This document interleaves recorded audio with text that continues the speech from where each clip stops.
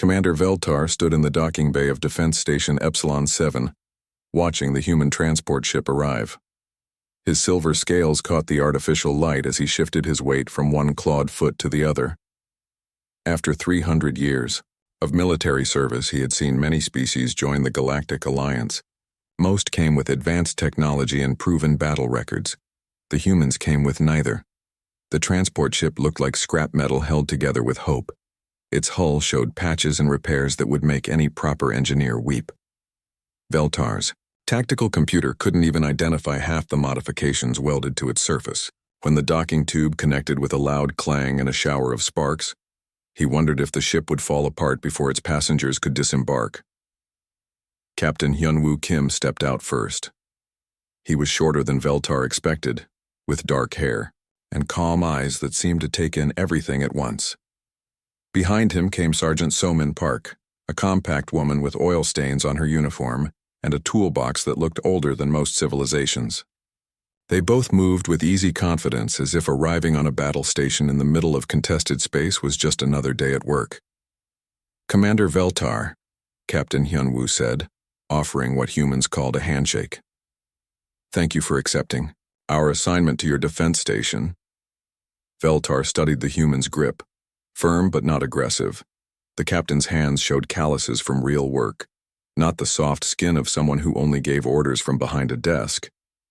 "Captain Kim, I must admit I was expecting more advanced equipment." "We work with what we have," Sergeant Somin replied, hefting her ancient toolbox. "Usually works out fine." They walked through the station's gleaming corridors. Veltar had served on many Catherian vessels, but Epsilon 7 represented the finest of their military engineering. Every surface was polished metal and crystal displays. Every system had 3 backups and 2 alternatives. The humans looked around with interest, but not the awe he expected. In the briefing room, Veltar activated the holographic display. "Our current tactical situation," he began, gesturing to the 3-dimensional star map. "We control this sector through superior positioning and firepower. Our plasma batteries can engage enemy vessels at maximum range. Our shields can withstand any known weapon system. Standard Catherian doctrine ensures victory through technological superiority." Captain Hyunwoo studied the display with those calm eyes. "What happens if they get past your shields?" "They cannot. The mathematics are quite clear." "But if they did?" Veltar's head tilted, a gesture that showed confusion among his people. "The question is irrelevant. Our defenses are absolute." Sergeant Somin made a small noise that might have been laughter. "In my experience, absolute is just another word for hasn't broken yet." The captain nodded. "We'd like to review your internal defense plans. Corridor layouts, emergency protocols, backup power systems. Why would you need such information?" "Because," Captain Hyunwoo said simply, "when something goes wrong, it's usually the backup plan that saves your life." Over the next few days, Veltar watched the humans work. They studied every part of the station, but not the way military advisors usually did. Instead of examining weapon systems and shield generators, they crawled through maintenance shafts and asked questions about ventilation systems. Sergeant Somin spent hours in the recycling bays, making notes about waste processing and power distribution. "What are you doing?" Veltar finally asked, finding her elbow deep in a power coupling that hadn't been serviced in months. "This coupling is rated for standard load," she said without looking up. "But if you bypass these 2 safety circuits and reverse the polarity, you can get about 3 times normal output for maybe 10 minutes before it melts. That would be extremely dangerous, and it would destroy the coupling." "Yeah, but sometimes you need 3 times normal output more than you need a working coupling tomorrow." She pulled herself out of the access panel, wiping grease on her already stained uniform. "The trick is knowing when." That afternoon, Veltar observed human training exercises in the station's gymnasium. He expected to see advanced combat drills or weapon training. Instead, he watched Sergeant Somin teach a class on field improvisation. She had collected what looked like random junk from around the station: broken circuit boards, empty food, containers, cleaning supplies, even some decorative plants from the officers' mess. "Your weapon jams," she announced to the mixed group of human and Cytherian personnel. "Your communications are down. You have 30 seconds in these materials. Go." The Cytherians looked confused. Their training emphasized proper equipment maintenance to prevent such failures. But the humans immediately began grabbing items and combining them in ways that seemed impossible. One turned a food container and some cleaning chemicals into a crude smoke grenade. Another created a working communication device from broken electronics and what appeared to be part of a decorative plant. "How?" asked Subcommander Torval, Veltar's second-in-command. "You think about what you need, not what you have," replied Private Jiwoo Choi, the human medic. She had somehow turned medical supplies and cleaning materials into an improvised weapon that could disable electronic systems. Everything can be something else if you need it badly enough. That evening, Veltar reviewed the humans' personnel files in his private quarters. Their service records were impressive, but not extraordinary. Their equipment specifications were decades behind Cytherian standards. Their technology was primitive by galactic measures. Yet something about their approach to problems made him uncomfortable in ways he couldn't define. The next morning brought news that changed everything. Long-range sensors detected massive hyperspace distortions at the edge of the system. The readings matched Vorth swarm signatures, but the scale was unprecedented. Veltar had fought the Vorth before. They were savage, numerous, and utterly without fear. But they were also predictable. They attacked in standard patterns that could be countered with proper tactics and superior firepower. "Estimated arrival time?" he asked the sensor operator. 48 hours, Commander." Veltar activated the station's defense protocols. Shields powered up to maximum. Weapon systems began their charging cycles. All personnel reported to battle stations. Everything proceeded exactly as it should according to 3 centuries of Cytherian military doctrine. The humans, however, began doing things that made no sense at all. Captain Hyunwoo requested detailed schematics of the station's internal structure. Sergeant So-min started collecting what looked like scrap metal and industrial chemicals. Lieutenant Dae-hyun Lee, their sniper, set up not in the observation decks where he would have the best view of approaching enemies, but in the maintenance levels where his view was severely limited. "What are you preparing for?" Veltar asked Captain Hyunwoo as they stood on the command deck, watching the tactical display. The human was quiet for a moment, studying the approaching red dots that represented the Vorth fleet. When he finally spoke, his voice was calm and matter-of-fact. "We're preparing for when your defenses fail." Veltar felt something cold in his chest. Not fear of the approaching enemy, but something else entirely. Something he had never experienced in 3 centuries of warfare. The feeling that he was about to learn what real fear actually meant. The Vorth swarm moved through space like a living thing. On the tactical display, thousands of red dots crept steadily toward Defense Station Epsilon 7. Each dot represented a ship packed with insectoid warriors who knew no concept of surrender or retreat. They had wiped out 3 colonies in the past month, leaving nothing but empty worlds behind. Commander Veltar stood in the command center, surrounded by the quiet efficiency of Cytherian military preparation. Every system showed green. Shield generators hummed at full power. Plasma batteries had reached optimal charge levels. According to every simulation his tactical computer could run, the station was impregnable. The Vorth would break themselves against Epsilon 7's defenses like waves against a cliff. The humans were preparing for something entirely different. Sergeant So-min Park had spent the morning crawling through the station's lower levels with a team of volunteers. They carried crates of equipment that Veltar's quartermaster insisted weren't in the official inventory. When asked what they were doing, So-min simply said they were setting up contingencies. Lieutenant Dae-hyun Lee had positioned himself in what could only be called the worst possible sniper position on the entire station. Instead of the observation deck with its panoramic view of space, he had chosen a maintenance shaft that looked out through a single small porthole. When Subcommander Torval questioned this choice, Dae-hyun replied that he wasn't planning to shoot at ships. "Then what will you shoot at?" Torval asked. "Whatever needs shooting when the time comes," the human answered, checking his rifle for the dozenth time. Private Jiwoo Choi, the human medic, had set up her medical station in the most defensible part of the living quarters. But instead of organizing it for treating wounded, she seemed to be preparing it for siege warfare. Medical supplies were arranged for quick access, but so were improvised weapons and communications equipment. "Are you expecting to fight from the medical bay?" Veltar asked her during his inspection rounds. "I'm expecting to do whatever needs doing," she replied, her voice cheerful despite the grim circumstances. "Sometimes that's healing people. Sometimes it's other things." Captain Hyunwoo spent his time studying the tactical display, but not in the way Veltar expected. Instead of analyzing the Vorth approach patterns, he seemed more interested in the station's internal layout.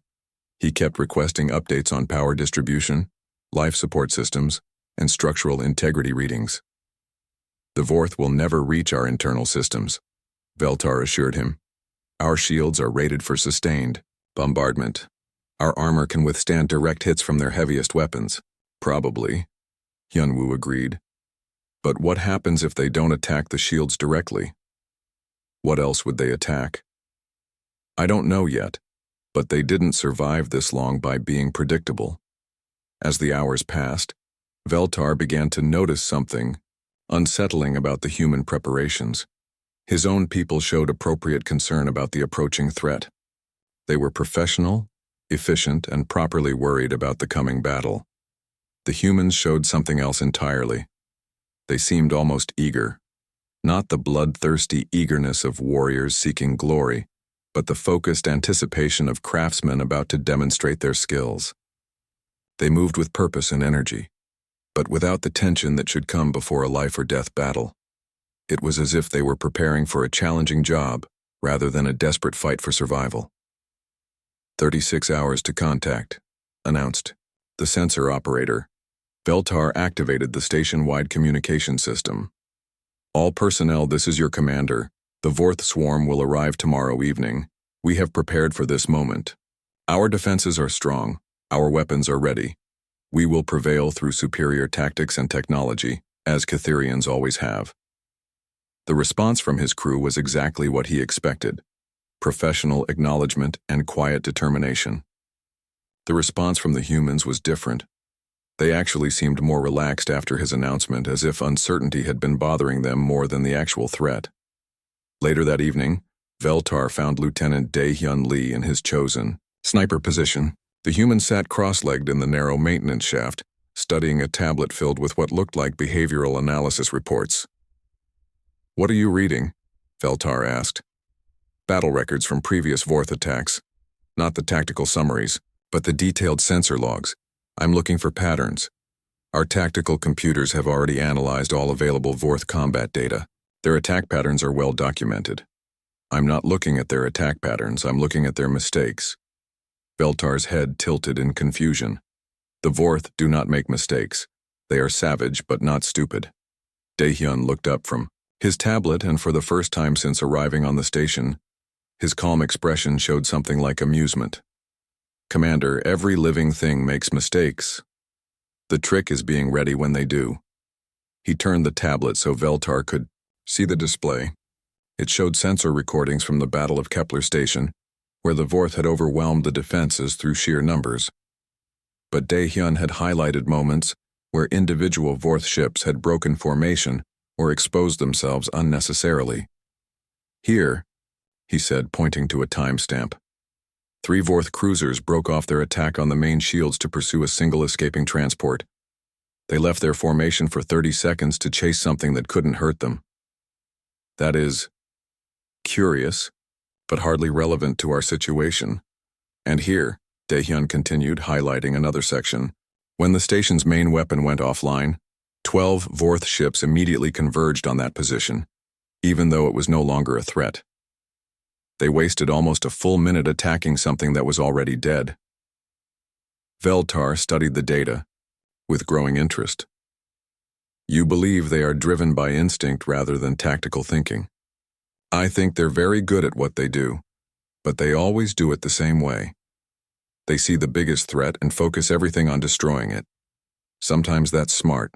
Sometimes," he gestured to his rifle, "sometimes it leaves them exposed, To smaller threats they didn't bother to notice. 24 hours to contact. The final preparations began. Veltar's crew ran through their battle protocols one last time. Every system checked out perfectly. Every contingency had been planned. 4. The station was as ready as centuries of Catherian military engineering could make it. The humans finished their own preparations with characteristic efficiency. But what they had prepared for remained a mystery. Sergeant Somin's contingencies were hidden throughout the station's maintenance areas. Private Jiwoo's medical station looked more like a fortress than a hospital. Lieutenant Dae-hyun remained in his impossible sniper position, somehow confident he would find targets. Captain Hyun-woo joined Veltar on the command deck for the final briefing. "Any changes to our defensive plan?" Veltar asked. "No changes. To your plan. We'll implement ours when the time comes." "And when will that be?" Hyun-woo looked at the tactical display, where the red dots of the Vorth fleet were now close enough to show individual ship classifications. "When your plan stops working." "Our plan will not fail." "Probably not," the human agreed. "But if it does, you'll be glad we're here." As if summoned by their conversation, alarms began sounding throughout the station. The sensor operator's voice cut through the noise with professional clarity. "Commander, the Vorth fleet has dropped out of hyperspace at the edge of the system. Initial count shows. Commander, we're reading over 5,000 individual vessels." Veltar felt his blood turn cold. 5,000 ships. The largest Vorth attack on record had involved barely 1,000. His tactical computer immediately began revising its projections, and none of them were encouraging. For the first time since the humans had arrived, Captain Hyun-woo showed genuine emotion. But it wasn't fear or concern. He actually smiled. "Well," he said, checking his sidearm and communication device. "This should be interesting." Looking at that smile, Veltar felt the cold feeling in his chest grow stronger. The Vorth were coming, in numbers that might overwhelm even Catherian defenses. His own people were showing appropriate concern about this development. The humans looked like they were getting ready for the most fun they'd had in years. The battle began exactly as Commander Veltar's 3 centuries of experience told him it would. The Vorth swarm approached in their traditional formation, a massive wall of ships that filled the sensor displays with angry red dots. They ignored the smaller defensive platforms and focused their entire assault on Defense Station Epsilon 7's primary shields, just as they always did. "Shields holding at 95%, reported the defensive systems operator. "All weapon. Batteries firing at optimal efficiency." Veltar stood on the command deck, watching his carefully planned defense unfold perfectly. The station's plasma batteries reached out across space with deadly precision, each shot destroying or crippling a Vorth vessel. The mathematical calculations were elegant in their simplicity. Superior technology and proper tactics would triumph over savage numbers. For 2 hours, everything went according to plan. The Vorth threw wave after wave of ships against the station's defenses, and each wave broke harmlessly against the energy shields. Veltar began to allow himself a moment of satisfaction. The humans' preparations for, when the defenses failed, would prove unnecessary. Catherian military doctrine was about to claim another victory. Then the impossible happened. The shields failed. Not from overwhelming damage or system malfunction, but because the Vorth had done something they had never done before in any recorded battle. Instead of continuing their frontal assault, they had sent a small group of ships around the station's blind spot. These ships carried specialized weapons that Veltar's tactical computer didn't even recognize. The strange energy beams bypassed the shields entirely and struck directly at the power generators.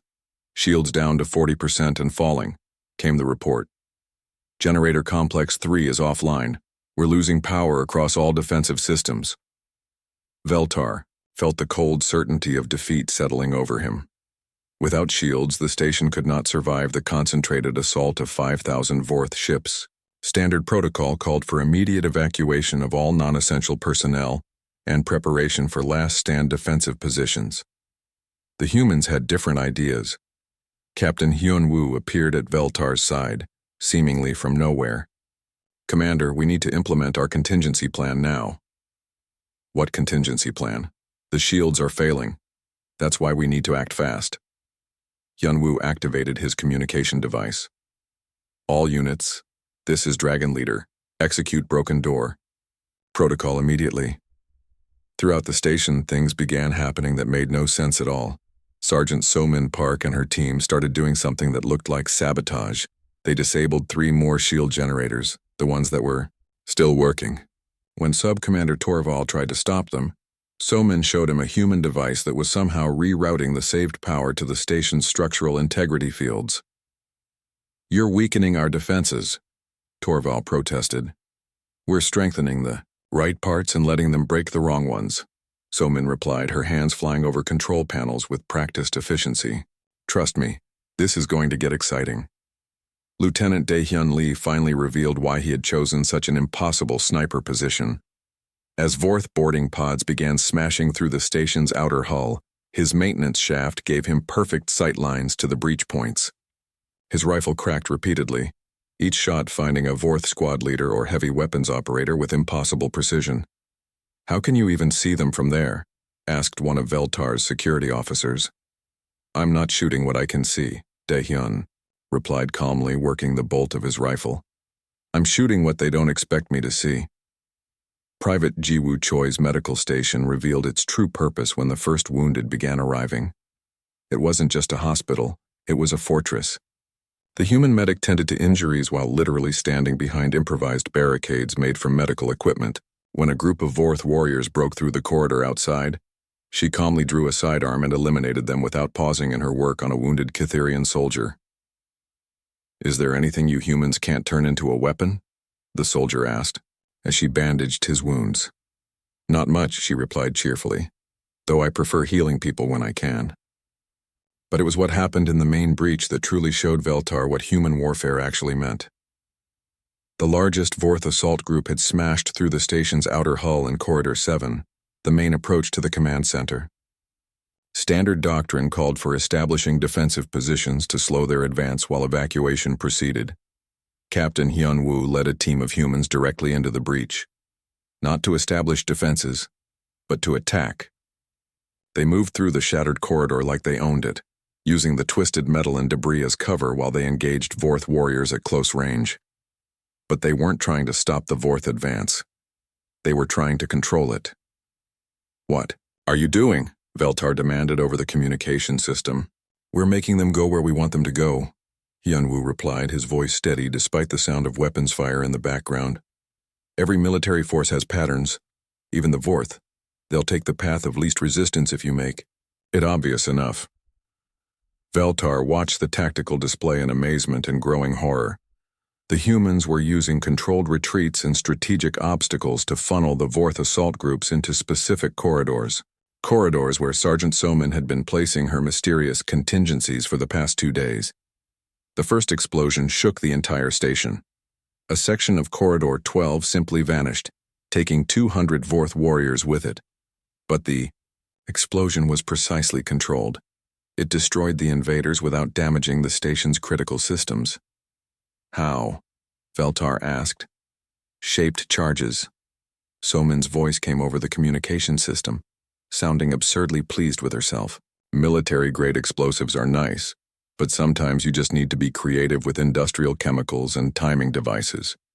More explosions followed, each one eliminating a group of Vorth warriors who had been herded into precisely the right position at precisely the right moment. The humans weren't just fighting the invasion, they were orchestrating it, turning the Vorth's own assault patterns against them. Lieutenant Dae-hyun's impossible sniper position proved its worth as the battle continued. Every time a Vorth leader tried to reorganize their scattered forces, his rifle would crack and another insectoid would fall. He wasn't just shooting targets of opportunity. He was systematically destroying the Vorth command structure, leaving their forces confused and leaderless. "This is impossible," Sub-Commander Torval said, watching the tactical display. "They're using our own station against the invaders." "They're using everything against the invaders," Veltar corrected, finally beginning to understand what he was witnessing.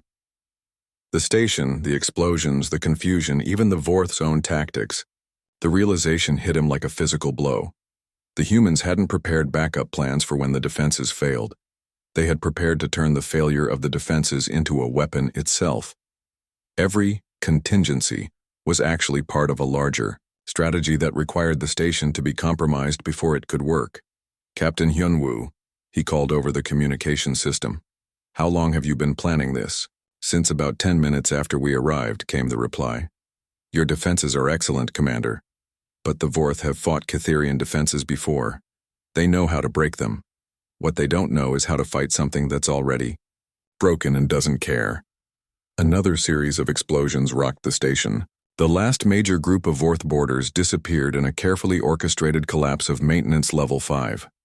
The remaining invaders found themselves trapped in sections of the station where every surface had become a potential weapon and every corner might hide a human with impossible patience and deadly accuracy.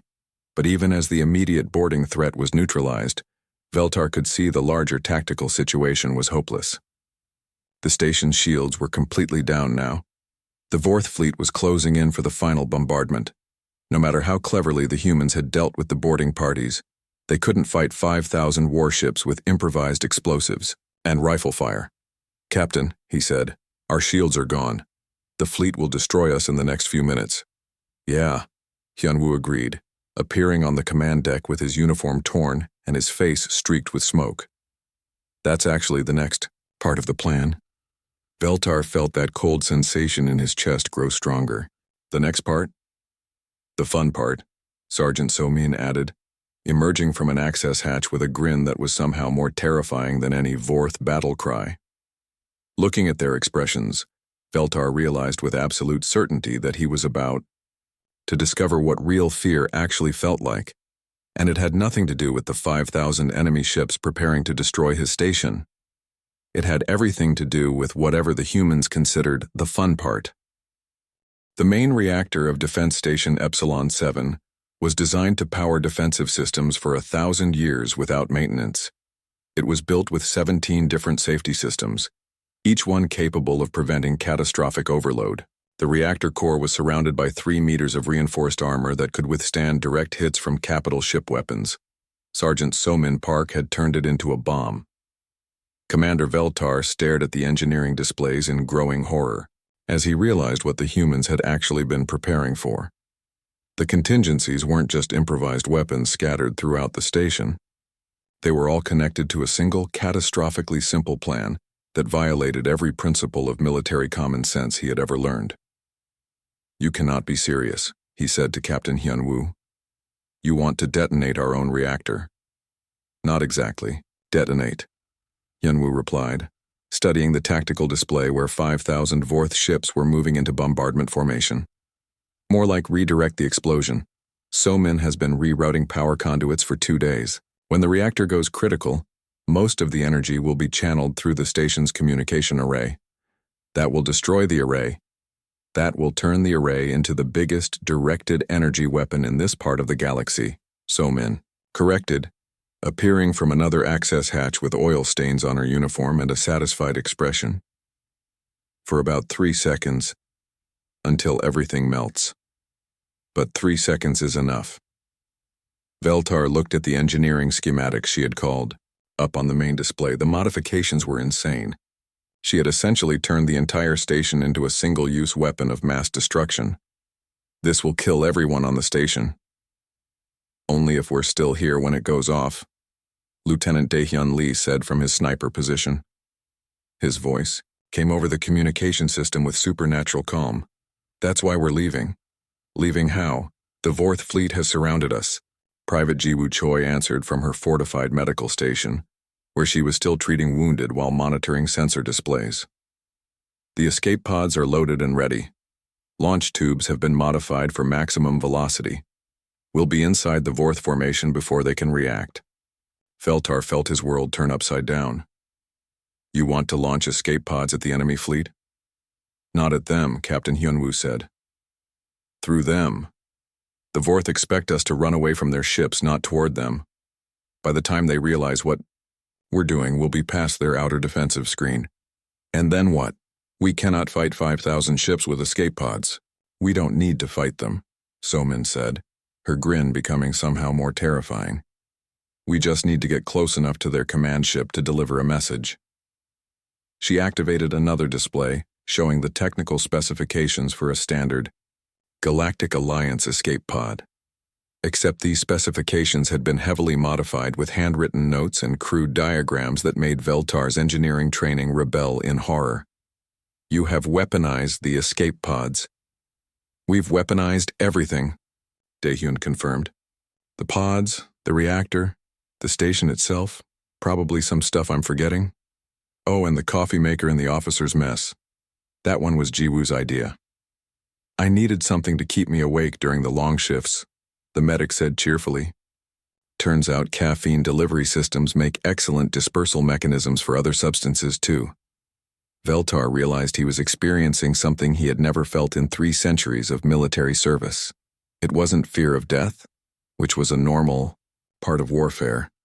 It wasn't even fear of defeat, which could happen to any soldier. It was fear of his own allies, who had looked at a hopeless situation and decided the logical response was to make it exponentially more dangerous for everyone involved. This plan is completely insane, he said. Yeah, Hyunwoo agreed. That's why it might work. The Vorth have fought Catherian tactics for decades. They know exactly how logical military minds respond to overwhelming odds. They're not prepared for illogical military minds that respond by turning everything into explosives and charging directly at superior forces. But what if you are wrong? What if this fails? So-min shrugged. Then we die fighting instead of dying, hiding. Most humans prefer that option. The station shook as Vorth bombardment began. The first wave of plasma bolts struck the outer hull, punching through armor that no longer had shields to protect it. Warning lights flashed throughout the command center as structural damage reports flooded in. All personnel to escape pods, Hyunwoo announced over the station-wide communication system. This is not a drill. Repeat, all personnel to escape pods immediately. Veltar watched his crew follow evacuation procedures with typical Catherian efficiency. They were frightened, but disciplined, moving quickly to their assigned escape pods without panic. The humans moved with the same calm urgency they had shown throughout the crisis, as if launching themselves at an overwhelming enemy fleet was just another item on their daily task list. Commander, So-min called from her position at the engineering console. I need you to authorize the reactor overload sequence. Your command codes are required. Veltar stared at her. You want me to help you destroy my own station? I want you to help us win this battle, she replied. The station is already lost. The question is whether we lose it for nothing or use it to take out the Vorth command structure. The station shook again, more violently. Hull breaches were reported on multiple levels. The Vorth bombardment was systematic and thorough, designed to cripple the station's ability to resist while keeping the structure intact for salvage.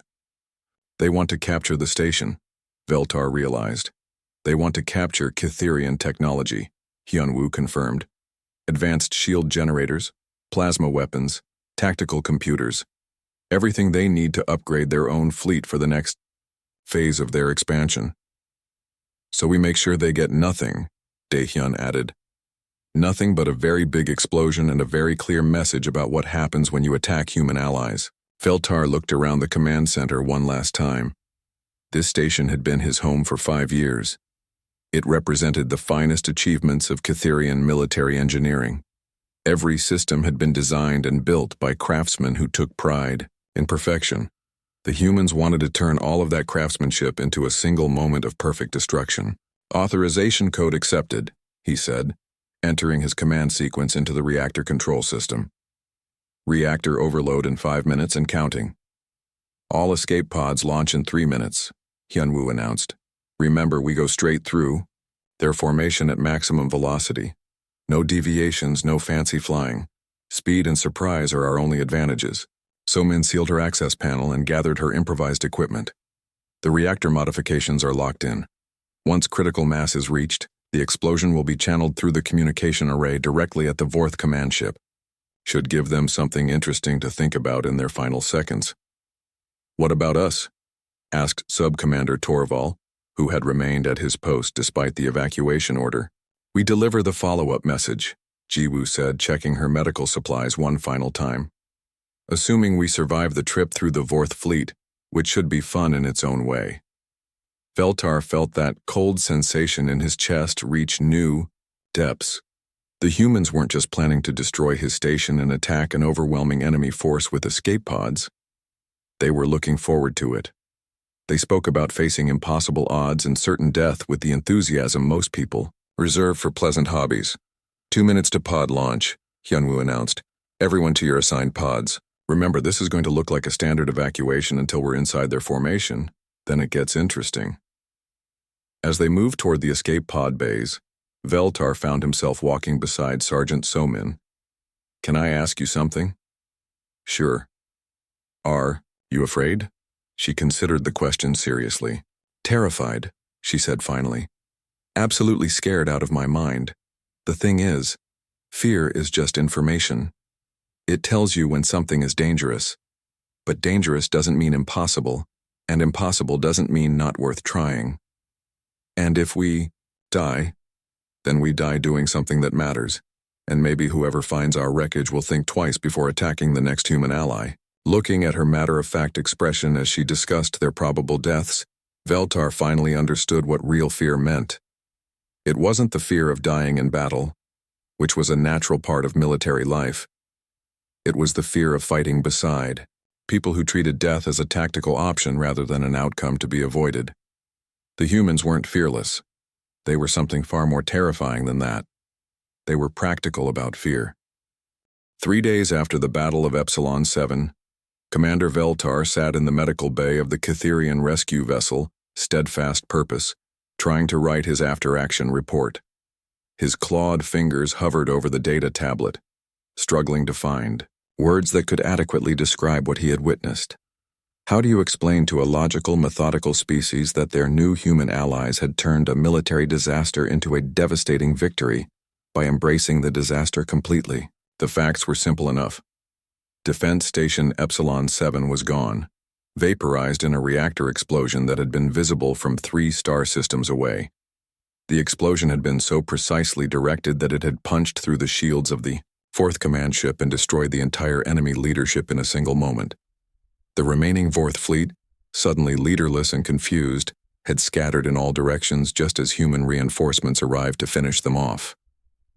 Total Catherian casualties: 47 wounded, 12 killed in the initial boarding action. Total human casualties: 12 wounded, 0 killed. Total Vorth casualties, estimated at 4,800 ships destroyed or disabled, with the survivors fleeing in complete disarray. The numbers made no sense. The humans had been outnumbered 5,000 to 1, fighting with improvised weapons and jury-rigged equipment. By every mathematical analysis Veltar could perform, they should have been wiped out in the first 10 minutes of combat. Instead, they had achieved the most decisive victory against the Vorth swarm in recorded history. The door to the medical bay slid open, and Captain Hyunwoo entered carrying 2 cups of the strange human beverage called coffee. He offered one to Veltar, who accepted it cautiously. The liquid was bitter and stimulating, with an aftertaste that reminded him of industrial lubricant. "How are you feeling?" Hyunwoo asked, settling into the chair beside Veltar's bed. "Confused," Veltar admitted. "Also somewhat horrified, deeply impressed, and completely unable to explain what happened to my superiors." "What's confusing about it? We faced a superior enemy force and found a way to win. You turned our own station into a weapon of mass destruction and launched yourselves at 5,000 enemy ships in escape pods. That is not finding a way to win. That is collective insanity." Hyunwoo sipped his coffee thoughtfully. "From your perspective, maybe. From our perspective, we used available resources to achieve tactical objectives under adverse conditions." "Available resources? You used industrial chemicals to make explosives, turned a medical station into a fortress, and somehow convinced a reactor designed for power generation to function as a directed energy weapon. Somin is very good with mechanical systems, and Jiwoo has a creative approach to medical equipment. Daehyun..." He paused, considering. "Daehyun is patient. Very, very patient." Veltar set down his coffee and studied the human captain's Calm expression. You speak as if such things are normal. They are for us.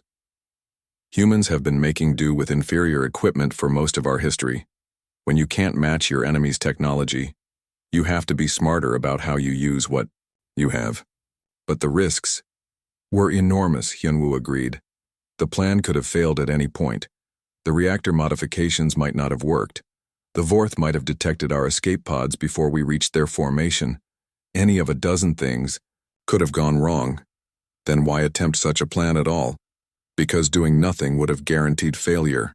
When your choices are certain defeat or probable death with a small chance of victory, the mathematics actually become very simple. The door opened again, and Sergeant So-min Park entered the medical bay. Her uniform was clean now, but her hands still showed the permanent oil stains that seemed to be part of her natural appearance. She carried a data tablet and wore the satisfied expression of an engineer whose improvised systems had performed exactly as designed. "Commander," she said to Veltar, "I've been analyzing the damage reports from the Vorth command ship. The reactor explosion punched through their shields and armor like they weren't even there. The energy focusing worked better than I calculated." "How much better?" "About 3 times better. If I had known the communication array would channel that much power, I might have used a smaller overload. As it was," she shrugged.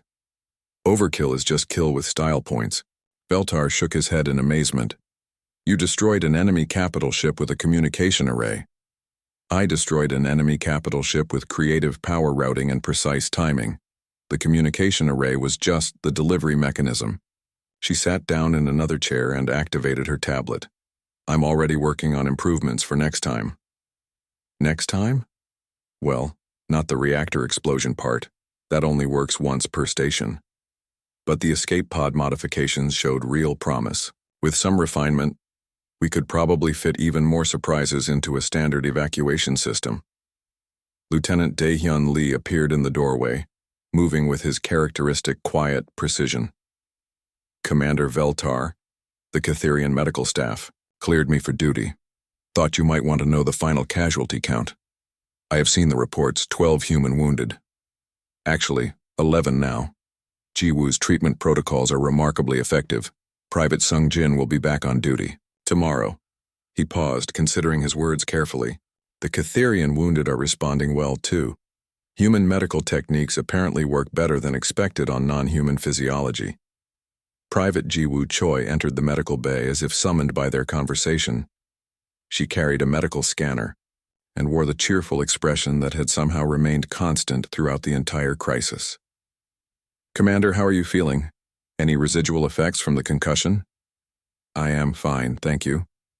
But I wanted to ask you something." "Of course." "During the battle, you treated wounded soldiers while under fire. You set up defensive positions while organizing medical supplies. You even engaged enemy combatants directly. How do you balance all those responsibilities?" Jiwoo considered the question while checking the readings on her scanner. "You do whatever needs doing in the moment it needs to be done. Sometimes that's healing people. Sometimes it's fighting people. Sometimes it's organizing evacuation routes or jury-rigging communication systems. The job title doesn't limit what the job actually requires. But surely you have specialized training for medical duties, not combat operations." "I have medical training, yes. But I also grew up on a colony world where everyone learned to do everything. When your settlement only has 50 people and the nearest help is 6 months away, you become very good at improvising solutions." Veltar looked around at the 4 humans who had somehow turned his greatest military defeat into an unprecedented victory. They spoke about their actions with casual matter-of-factness, as if turning a space station into a weapon and charging through an enemy fleet were routine military procedures. "I have to ask," he said finally, "are all humans like this?"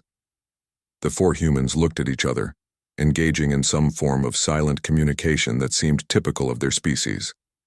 Finally, Captain Hyunwoo answered, "Pretty much. We're maybe a little more creative than average, but not by much. Most human military units would have done something similar in the same situation. That is," Veltar struggled for words, "that is terrifying." "Yeah," So-min agreed cheerfully.